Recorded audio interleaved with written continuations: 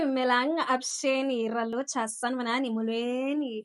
My name is Naledi Mfoloe, and it is my absolute pleasure to welcome you to the latest edition of the African Diaspora News channel, where we unravel the stories that shape our world and our community. The delicate dance between Nigeria and France has set tongues wagging across the continent. Now, as we look at this growing partnership, there's a question on many people's minds, which is France simply seeking to help Nigeria, or is it positioning itself to expand its influence in West Africa, particularly after losing ground in the Sahel? Now, I can't help but feel a mix of curiosity, caution, and even concern when it comes to those evolving relationships, especially when we look at the broader context of France Afrique and that web of political, economic, and military influence that France has held over its former colonies since the colonial era.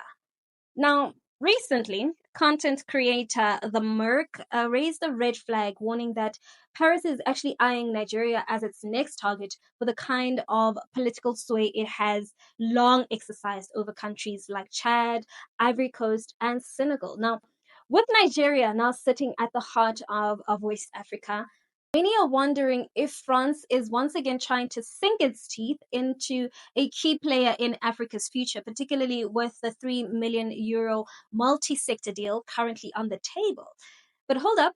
This isn't just a question of dollars and cents. This deal is raising serious concerns about France's true intentions and whether they are about more than just business. And it could be about restoring some of that lost influence over African nations. Let's have a look at this video.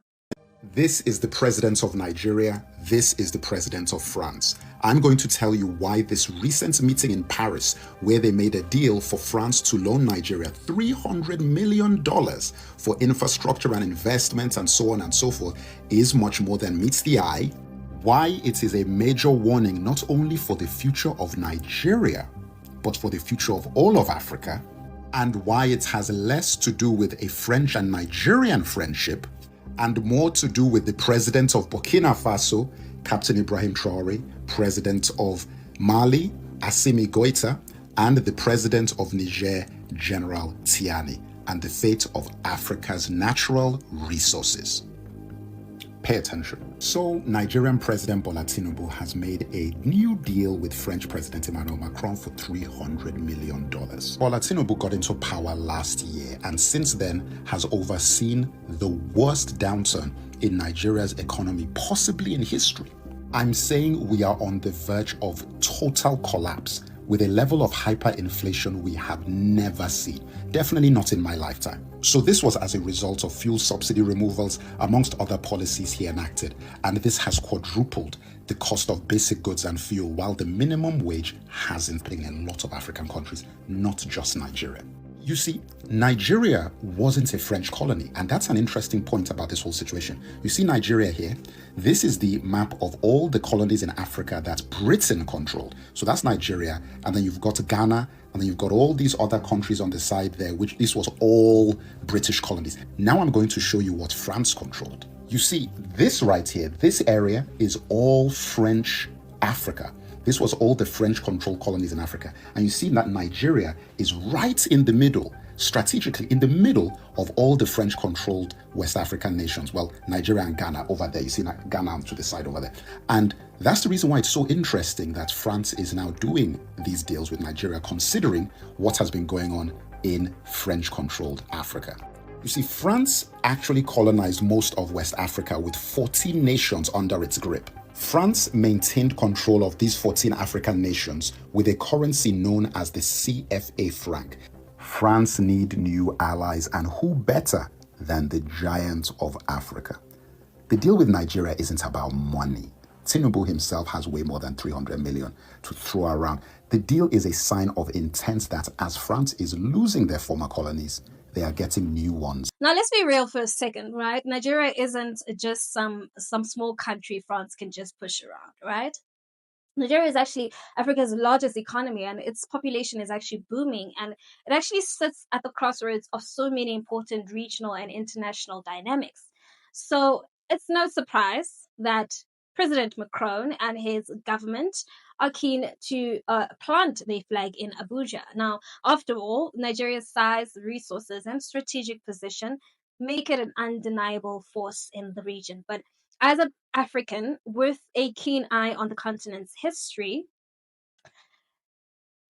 it's hard not to question the motivations behind the sudden interest. I mean, look at what's been happening in the Sahel. Burkina Faso, Mali, Niger, all former French colonies have taken bold steps to expel French troops and reject French media influence and also nationalize their resources. So this has been a direct challenge to the France Afrique and an assertion of African sovereignty.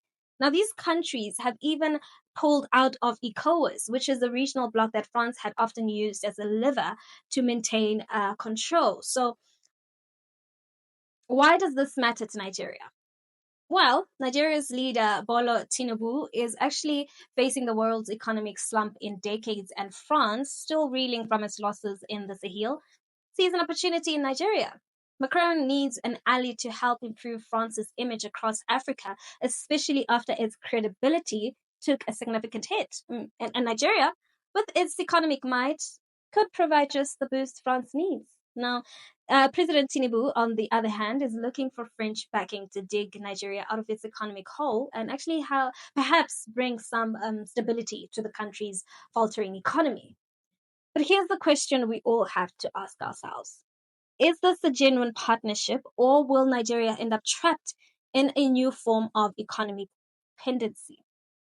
Will Macron's plans for Nigeria be as successful as France's earlier efforts in Sahel, where they were met with resistance and rejection?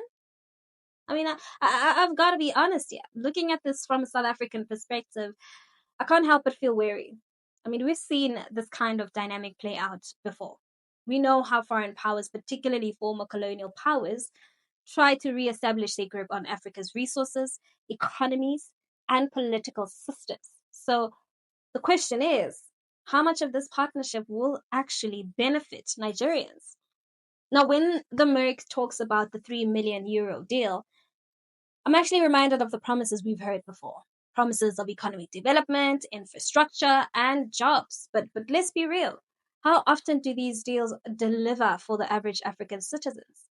More often than not, it's the elite who actually benefit, while ordinary people bear the brunt of the consequences. Now, as much as I do want to believe in the potential for collaboration between Nigeria and France, I also have to acknowledge the uneasy history that still exists between African nations and their former colonial rulers. I mean, we cannot afford to blindly accept deals without questioning the long term consequences, now can we?